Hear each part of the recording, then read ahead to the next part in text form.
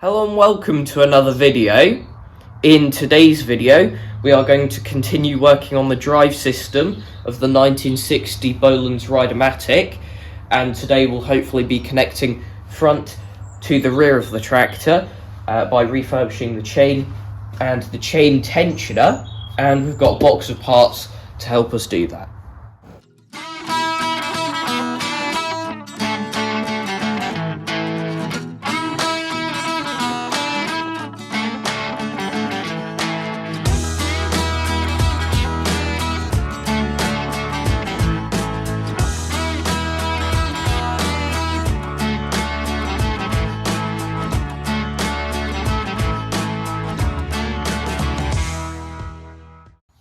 In the last video, we refurbished this part of the drive system, and that now spins very nicely. And we also talked about some of the issues with the chain tensioner. And we said about the fact that a friend of ours would be sending us one of those, which he has now, and that is what is in this box. So thank you very much, Chris. Now, setting aside the chain stuff for the minute, I'll get back to that in a second. This doesn't quite feel the same weight as that chain tensioner. It feels heavier, so we'll see what other goodies Chris might have put in here for us.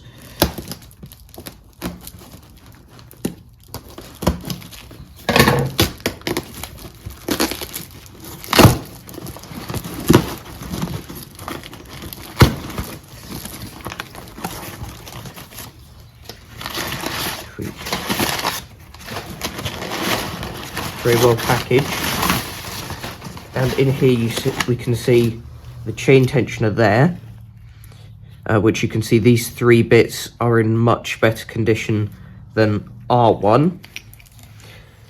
And the other thing he's put in here is what I believe to be an engine drive pulley, which is very helpful. Now to the chain, and you may remember that this was in horrible condition when we took it off the tractor. Now, for a number of weeks it had been sitting in diesel, and then kind of after the last video we took it out and put it in our parts washer, and it sat in there for quite a while. And then we took it out of the parts washer and scrubbed it down, which cleaned it up a lot, and we actually uncovered some of the writing on some of the chain links, which shows that this chain was actually made by a British company called the Coventry HD, which kind of specialised in, I think, heavy duty bike and motorbike chains. But that has cleaned up quite nicely, and for the past few days it's been sitting in engine oil. Now what we're about to do is kind of hang it up, and we'll put a container under it, let all the engine oil drain off of it so that it's still lightly oiled when we put it on.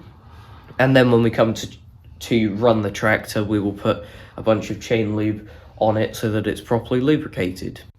I forgot to mention, we have a quick clip for you of what the chain looked like when it came out of the parts washer and we scrubbed it down a bit. Now, in this clip, you can actually see the writing on the links.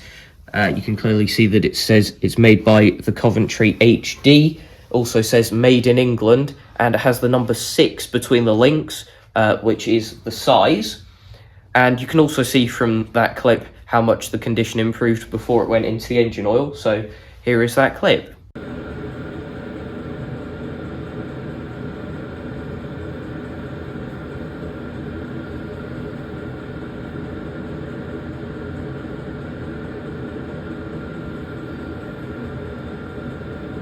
We've had a chance to have a look at the new chain tensioner now, and when you line these up side by side, you can see that these grooves that the chain will sit on are in better condition on this one than on our old one. However, obviously this is a bit more rusty. Now, you may remember from our previous videos that someone had put a washer behind the grease nipple instead of putting a circlip in the groove there like you're meant to hold this part on. And it seems as though something similar has happened on this one, as well as the bronze bush sticking out further than it should. That is bronze bush, that bit sticking out. They appear to have also twisted some metal wire around in the groove, instead of a circlip, which is going to be fun to get off. So what we're going to do is try and pry that off, have a bit of a better clean up, and come back to you. Sorry for the background noise. We've got our workshop heater on at the moment, but we've spent absolutely ages cleaning everything up, and now that we've got everything clean, we've decided what bits we're going to use and what bits we're not going to use on this tractor, and it is pretty much all the new stuff that we're going to use. As you can see, once this cleaned up, well, the damage doesn't look massively different on there, but when we cleaned the other one up, as you can see, it's definitely in better condition, although it doesn't come without damage itself, but it's a lot less damage than what's on this one.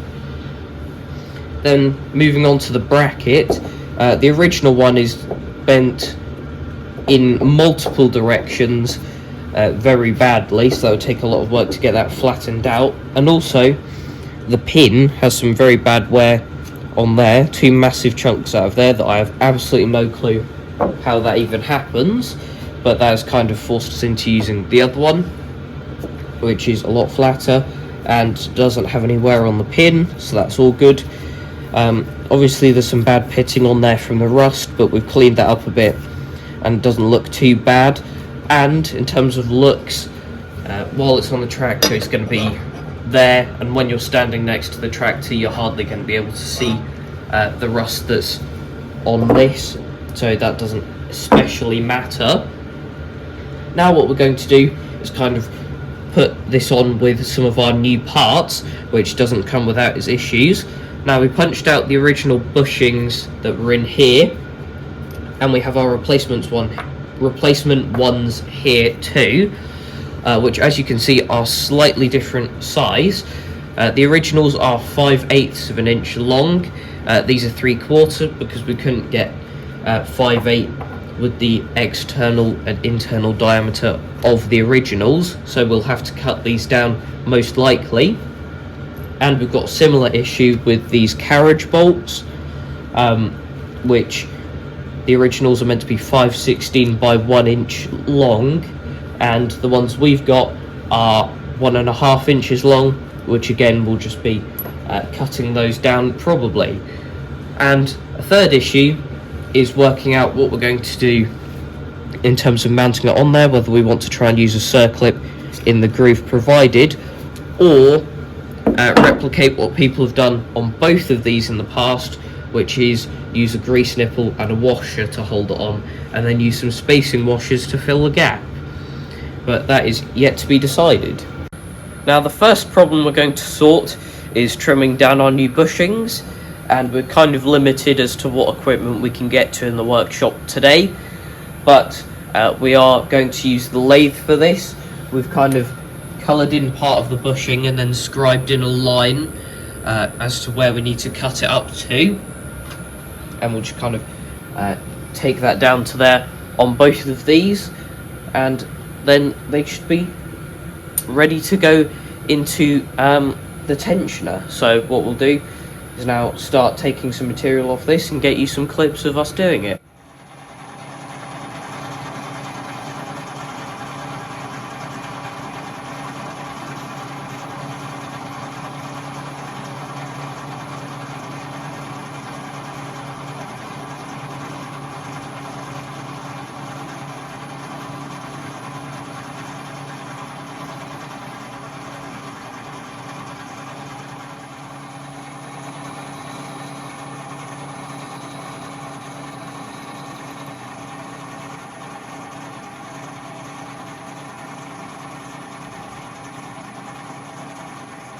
We've cut both of the bushings now, and as you can see here, 0.625 on the dot for this one, so very happy with that. And we can now have a look at possibly pressing these into the kind of guide part of the chain tension. Having done all of the lathe work on the bushings, we then looked for one of our press tools to go into here to help us push these into the chain tensioner. However, we didn't have one, so we've made one up quickly on the lathe that fits in there nicely and will do the job as we want it to. And in the process, we've also tidied up some of our other press tooling bits that we've made up over the years for various projects. I'm sure there's more than that, but as they kind of reappear, they'll all get chucked in here, so they're all in one place from now onwards.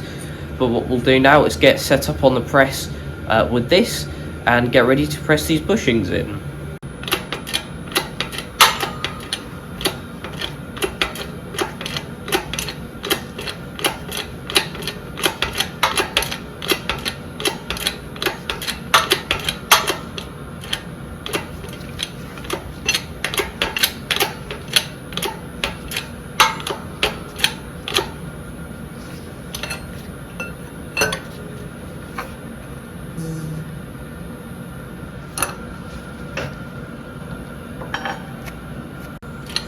We've turned it over and we're now doing the other side. The first one went in pretty easily, and this one is too so far.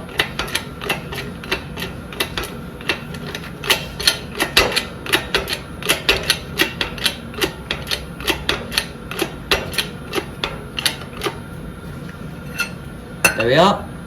We'll just light this up and we can see what it looks like. There we are. We realised after pressing in those bushings that we were majorly out of time. So it is now a week later and we've done a few things in that week since that last bit of video. Now the first thing we did was we wanted to make sure that we still had the correct clearance in there after pushing the bushings in. So we got a 5/8 reamer and put that through there to make sure we had the clearance we need. And as you can see, silky smooth with that. Ideally we would have used an expandable reamer, but we didn't have one at the time. We did order one, but by the looks of it, that is quite a bit too small for what we would have needed it to do anyway, but still, that is what it is. We used the 5/8 one and it worked just fine. Now we've got that on there, that turns pretty nicely now. Then the next thing we did was we used the lathe to make this washer to the exact dimensions we need for that to sit on there and do the spacing perfectly, pretty much. That took quite a while. And then we've got a new circlip to go on the top of here. Now as you can see, there's two there because we used one of them just for clearing out the groove so that we could actually get it in properly.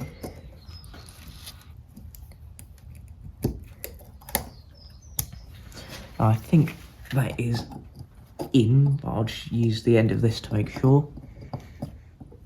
Yeah, that looks in now. And that turns nicely too. And with that, the last thing to go on here is the grease nipple, which of course, like all the other ones on this tractor, we are replacing. I'll just make sure this goes in here smoothly, which it's not at the moment, but there we are. I will just get a spanner to put on that, and then this part is ready to go back on the chassis. We are around the other side of the tractor now, and we have it jacked up in the air. And what we've just done is sprayed some of our Oatrol oil stuff on this area, and that stops it rusting and also does shine it up a bit. You can kind of see with the paint, it's made it look very nice and shiny under there. And the reason we've done that now is because we want to spray all of this before we put the chain on, because we don't want this stuff on the chain. We just want the chain oil on the chain. So once the chain's on, we won't be able to get to any of it. So now was the best opportunity to put that on. But there's two positions you can actually have this chain tensioner in. The first one being here, which it comes with from factory, and the other one is back here, which having read the manual is only for if your chain has kind of stretched a bit and you don't have the adjustability in this position to tighten it enough, so then you can move it here to get it tighter. But we're going to hope that our chain, seeing as this tractor hadn't been used for absolutely ages when we bought it, we're going to hope that our chain hasn't stretched too much, and we can just mount it in this position. Now, there are three kind of speeds on this tractor when it comes to the gears at the back here. Now, the one on the furthest on the inside is the quickest, and the manual says that is only for transport and very light work, which I would assume is kind of towing small trailers and stuff like that.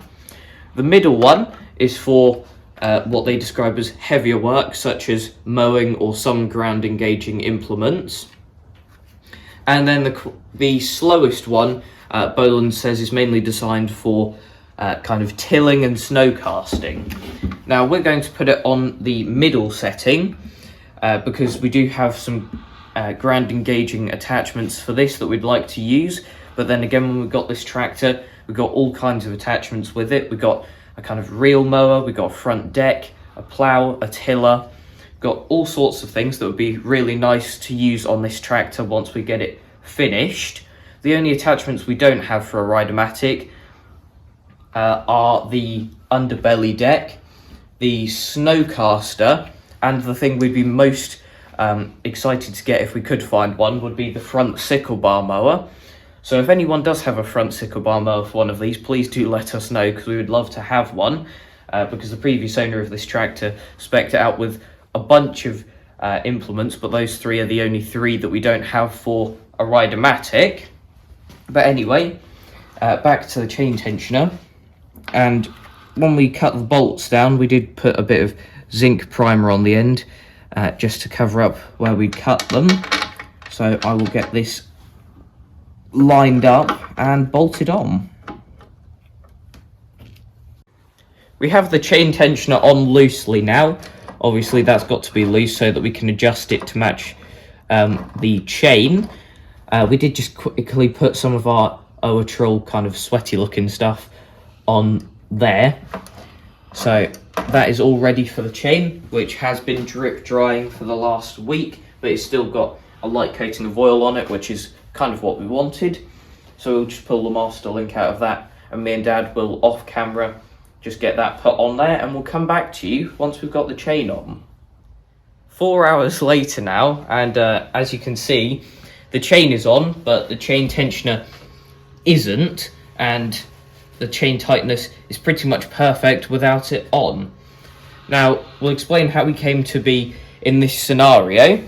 Now, we fitted it up with the chain as it was in the previous bit of video, put the chain tensioner on, and even in the tightest position, it still wasn't tight enough. It was very loose. So then we moved the tensioner to the front, did the same, and the chain was still too loose.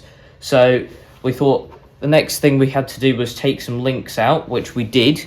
Obviously, we wanted to take one link out, but unless you have half links, you can only take two because of how how the chains are designed, and we don't have any half links, so two had to come out.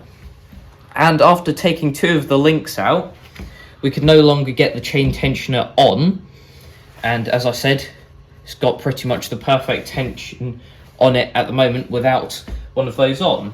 Which, the good thing about that is the fact that we can now test this and everything turns nice and smoothly. So that does mean that everything we've rebuilt so far is in good condition, so that's good. But the downside to that obviously is the fact that we want to use our refurbished chain tensioner on this, which we can't do with this chain now. So what we have done is we've spent ages researching chains. We've looked at tons of size charts, looked at the different kind of types of chains, where you can have the American standard, the ANSI sizes, or you can have the British standard ones, which this is actually a British standard chain, whereas the one that we have now bought to replace it is an American standard one, a 41-1 size, I believe it is. And obviously that might take a while to get here, but hopefully with that chain that we can then get it to a length where the chain tensioner still works with it. Obviously the years of this sitting with the chain tensioner in the position had stretched it to the point where we couldn't really get a configuration where it was tight enough and had the chain tensioner in it. But anyway, there's not much we can do on this until that chain comes back, so not the best couple of days in the workshop, but that is it for this video. So thanks for watching, and I'll see you in the next one. Bye.